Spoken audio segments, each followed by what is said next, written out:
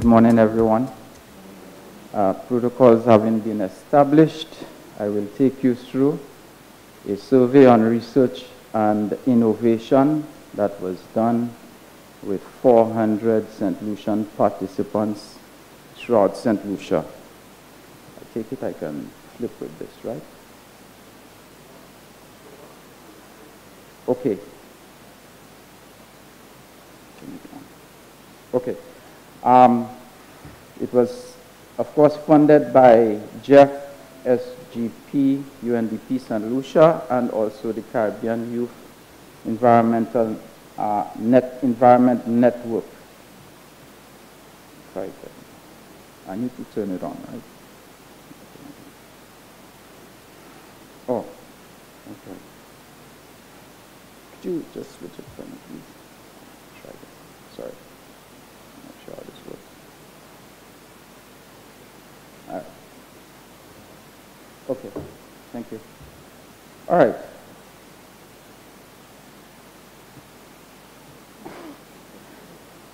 Sorry. Yes. Okay, so we had 400 participants. We had a sample that was randomly distributed, a stratified sample. Every district in St. Lucia was proportionately represented, or was proportionately representative of the population 15 years and over. The sample has an error margin of plus or minus 4%.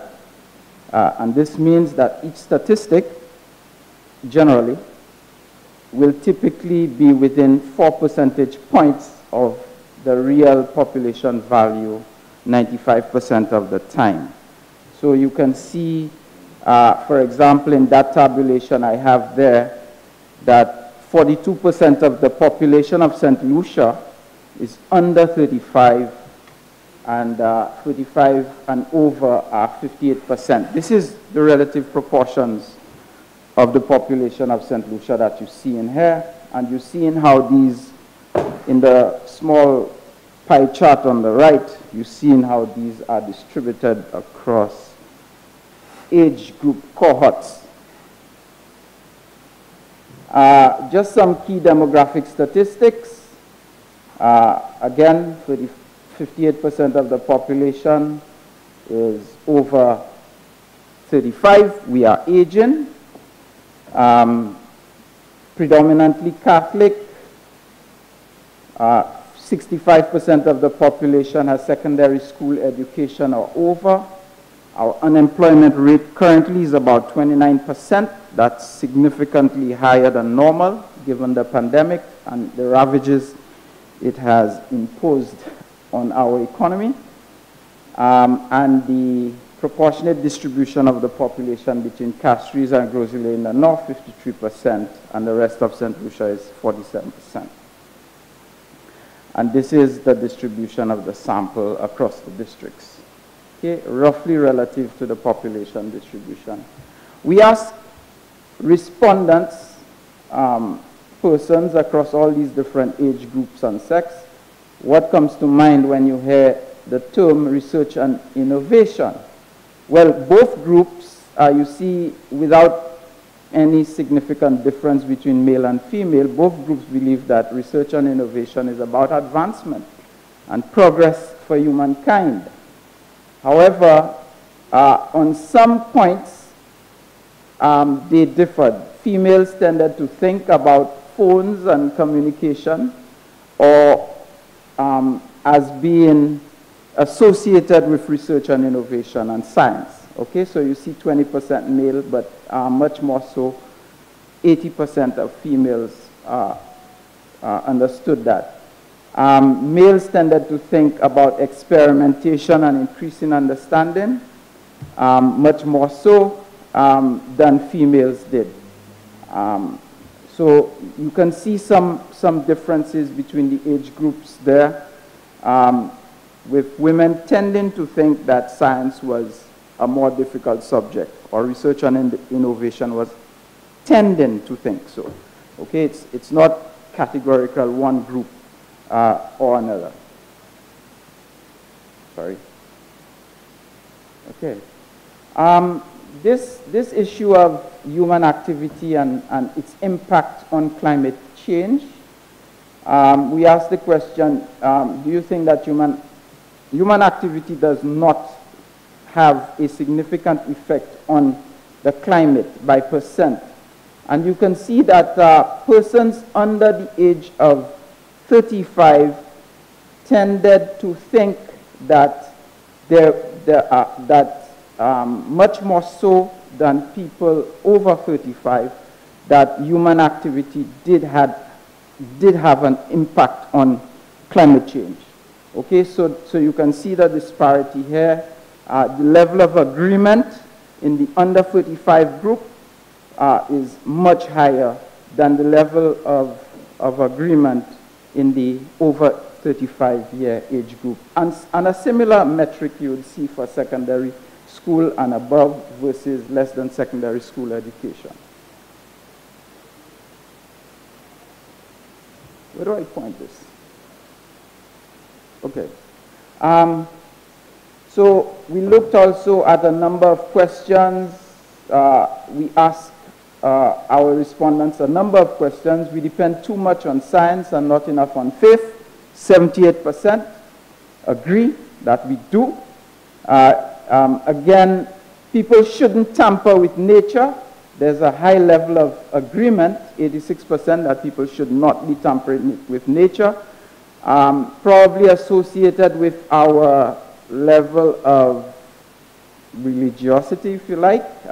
When asked, God created the earth and all life that is in it, 95%, 97% of people agreed with that. School put me off science. There is 30% of the population that believe that school has put them off science. Okay, whereas the disagreement level on that is fairly high.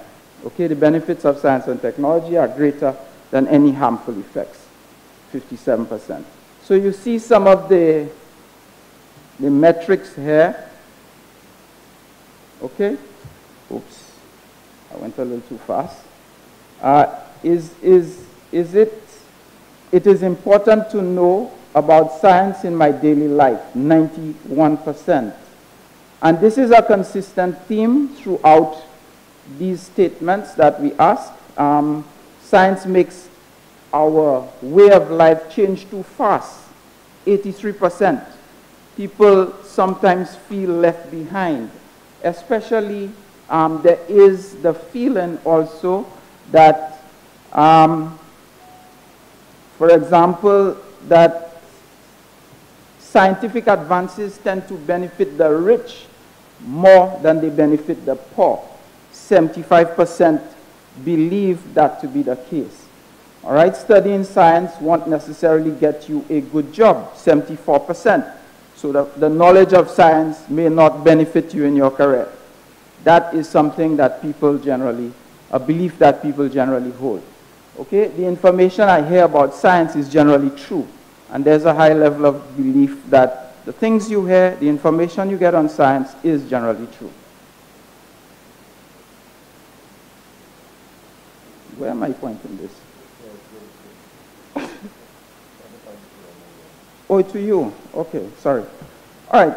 And then we ask on a scale of 1 to 5, where 1 is not scientific and 5 is very scientific, how scientific are public opinion polls, surveys. This is 1.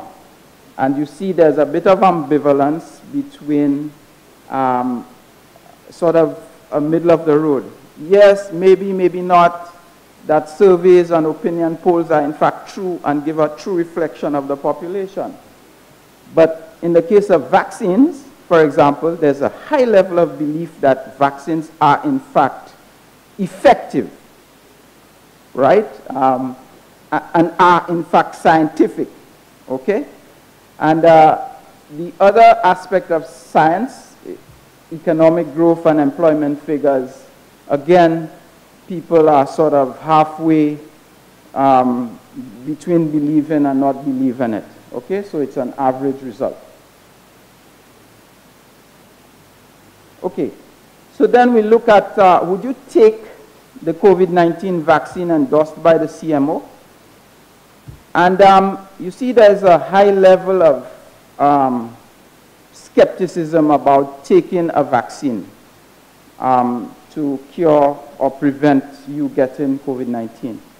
And you see it's 56%, okay, saying no, they would not take the vaccine.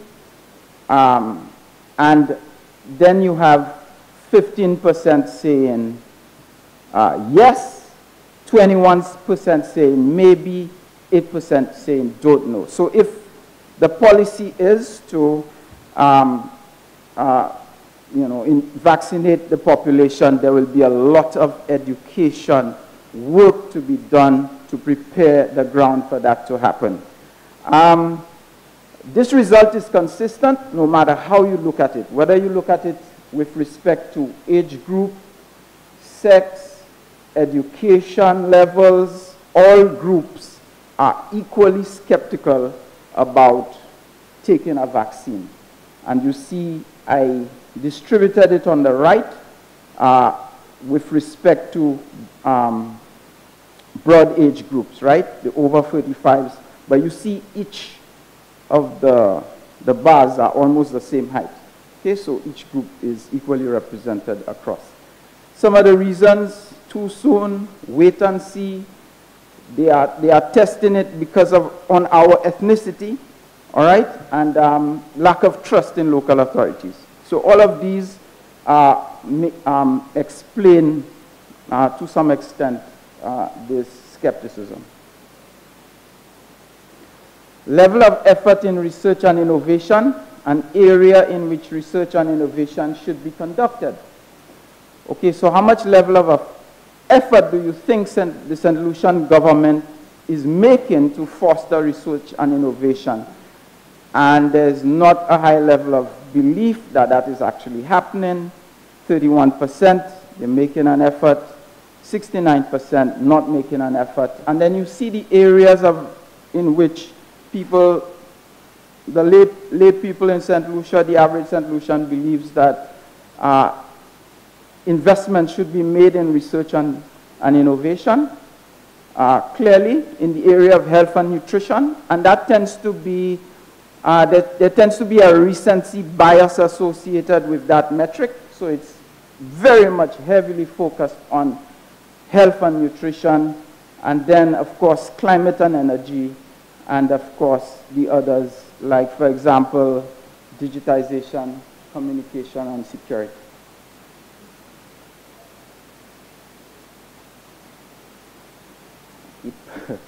All right, over the years, there has been an increase in the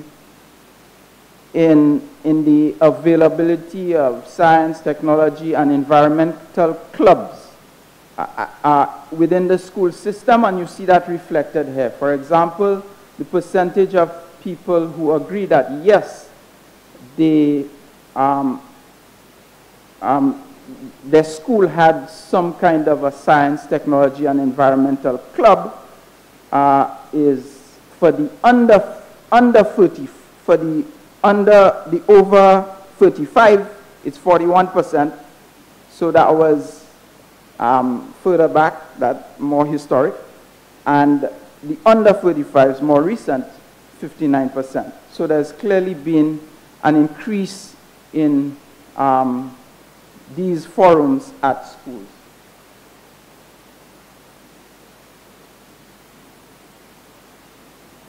It's not sensitive. Okay, and again, should SALCC be the leading research and innovation institution in St. Lucia by percentage? And you see there's a resounding endorsement of that notion. Okay.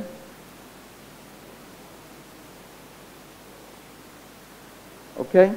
What areas do you think that research and innovation efforts in St. Lucia should be focused? And again, you see health being the most prominent one, okay?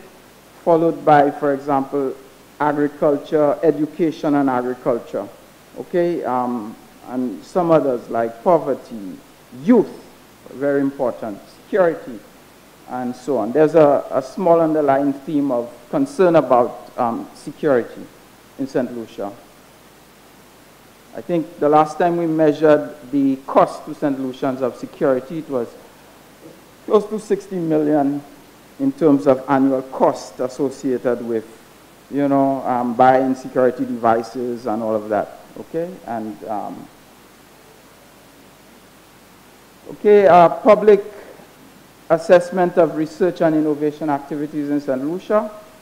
Do you think that research and innovation in St. Lucia can contribute to the development of the economy? 77%. Okay, and you can see that, do you believe that St. Lucia has the resources to engage in research and innovation? Well, most people say no, probably 45%, and 39% say yes.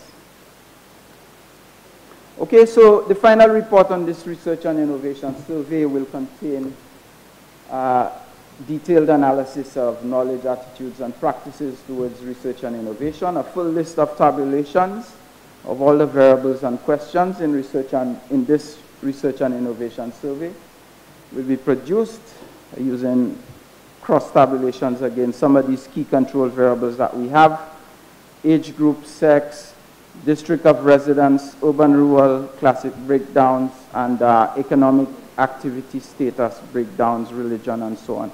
And the full report will be available by February 2021. Yes, so that is it. My contact information is at the end of the presentation. Thank you.